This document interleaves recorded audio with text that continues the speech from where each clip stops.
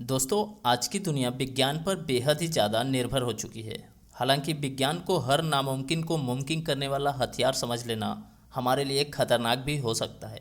इस बात में कोई दो राय नहीं कि विज्ञान को अपनी ढाल बनाकर इंसानों ने कई बार प्रकृति से टकराने की नाकाम कोशिश भी की है। दोस्तों, खतरनाक साइंस सीरीज की पहली कड़ी में हम आपको वैज्ञानिकों द्वारा किए गए ऐसे तमाम एक्सपेरिमेंट्स के बारे में बताएंगे जिनमें सीधे कुदरत को चुनौती देने की कोशिश की गई है। हालांकि इन कोशिशों से दुनिया पर तबाही का संकट भी मंडराने लगा था। Number 1, Kola Superdeep Borehole. दोस्तों, 1970 में शीत युद्ध के दौरान अमेरिका को चुनौती देने के लिए रूस ने धरती के बीचों बीच एक इतना गहरा गड्ढा किया जिसने पूरी दुनिया को अंदर से हिलाकर रख दिया था। कोला सुपरडीप बोरहोल के नाम से जाना जाने वाला ये बोरहोल मानव जाति द्वारा खोदा गया सबसे गहरा गड्ढा है। इस बोरहोल की खुदाई में 19 साल का समय लगा था। हालांकि 19 साल की कड़ी मेहनत के बाद भी धरती के अंदर केवल 12 किलोमीटर का ही गड्ढा खोदा जा सका। धरती के अंदर की जाने वाली इस खुदाई के दौरान एक ऐसा भी समय आया जब इंसान द्वारा बनाई हुई मशीन भी फेल हो गई।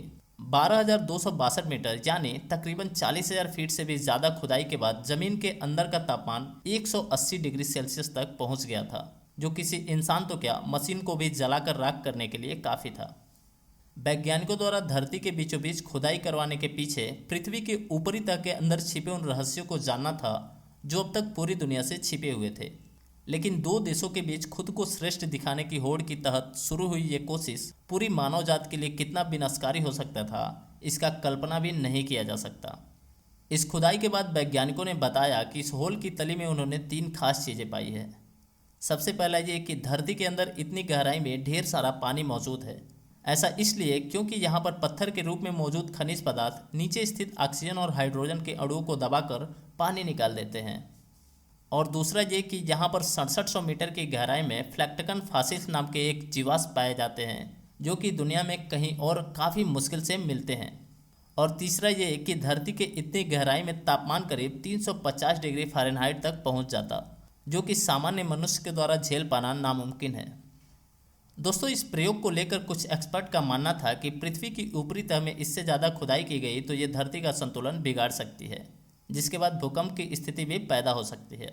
हालांकि इसे ठोस वैज्ञानिक कारण नहीं माना गया, लेकिन कुछ धार्मिक लोगों का यह भी मानना था कि पृथ्वी के इस गहरे हिस्से में पाताल लोक है और इसमें अगर ज़्यादा खुदाई की गई तो सारे शैतान बाहर आ जाएंगे और पूरी दुनिया को तबाह कर देंगे।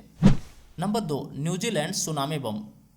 दोस्तों, साल 1944 से 1955 के मध्य न्यूजीलैंड के वैज्ञानिकों ने बम धमाका करके समुद्र में आर्टिफिशियल सुनामी लाने की नाकाम कोशिश की थी।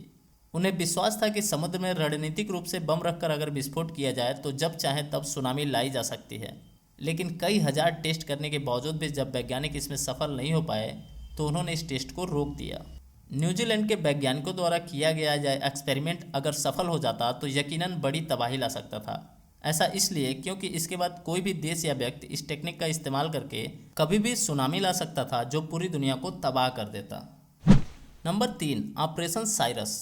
दोस्तों, 1940 के अंत में अमेरिका के वैज्ञानिकों ने ड्राई आइस की मदद से समुद्री तूफान की दिशा को मोड़ने की नाकाम कोशिश की थी।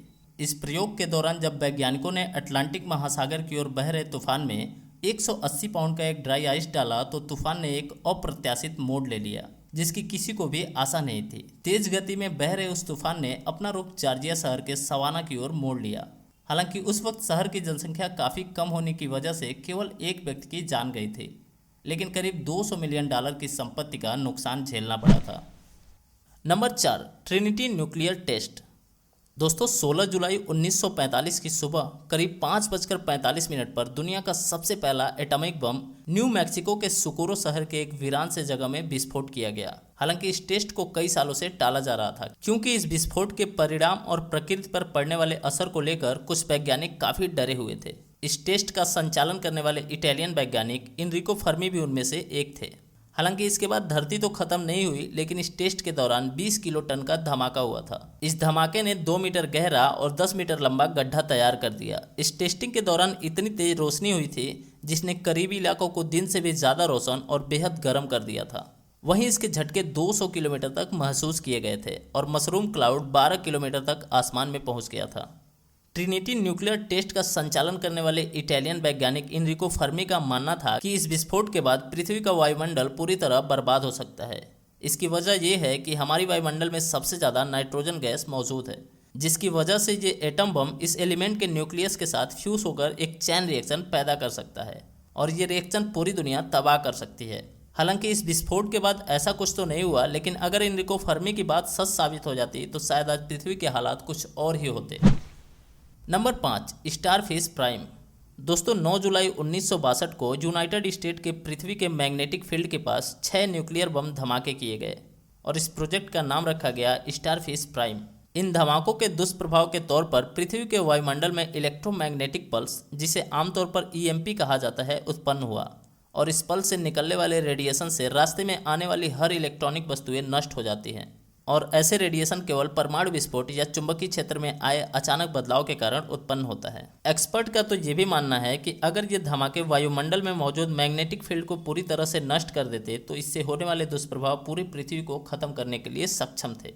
तो दोस्तों इनमें से कौन सा एक्सपेरिमेंट आपको ज़्यादा खतरनाक लगा, कमेंट बॉक्स में ज़रूर बताएं और ऐसे ही और वीडियोज़ को देखने के लिए हमारे चैनल को सब्सक्राइब जरूर